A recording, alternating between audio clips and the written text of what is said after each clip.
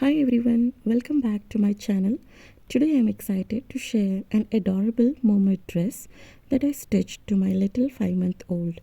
I've also made a matching tiara and a tiny bracelet with some craft material along with this dress. I'll show you how to make it.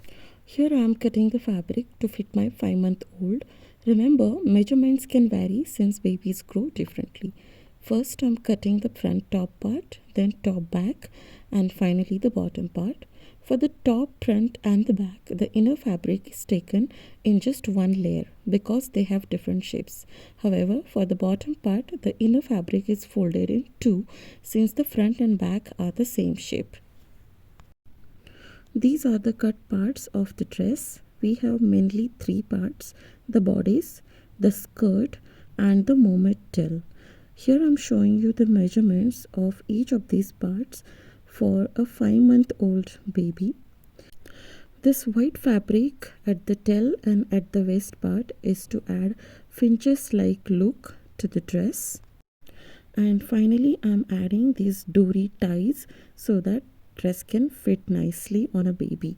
Firstly, I'm stitching the bodice part, then the skirt and tail together. Here I have attached a lace to the bodice which really transforms the look of the dress. Adding the finches at the waist and tail gives it a nice and gathered effect, as you can see here. After stitching bodice and the tail part separately, now I'm going to stitch them together. And after stitching everything, here is the final look from the front. You can see how the lace, finches and the dory ties add a delicate touch to the dress. Also look at the shape of the dress for the skirt and for the bodice part. These curves have nicely come out. The dories are so soft to tie, and this is what the complete look of the mermaid dress. Here I'm showing you the dress look from the front as well as from the back. Next I'll show you how to make a cute tiara for a little mermaid. I'm using foam flowers, organza golden ribbon and thin golden wire. I start by wrapping the golden ribbon around the wire to form a bow-shaped belt, which will be the base of our tiara.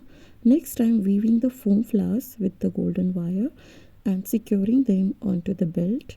To do this, just pierce the golden wire into a foam flower gently. Pull it out and then wrap the wire against the base to secure it neatly. To add the more details, I'm using different shaped and sized beads.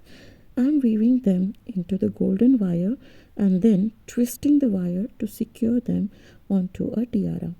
This adds a touch of sparkle and uniqueness. I'm using different colored pearls and also the plastic flowers to decorate my tiara. As you can see here, I am weaving the beads into a golden wire and then twisting the wire to secure them on the tiara. Here is the finished tiara. I'm sure it is looking cute. I tried carefully placing this on my baby's head while she was taking a nap, hoping not to disturb her peaceful sleep. However, she soon woke up, curious about the new accessory. Since she was too restless to wear it properly, I decided to try it on myself to show you how it looks. Finally, let's make a bracelet for my little mermaid using pearls, crystals and smiley beads. I'm starting with a stretchable thread which is perfect for tiny wrist.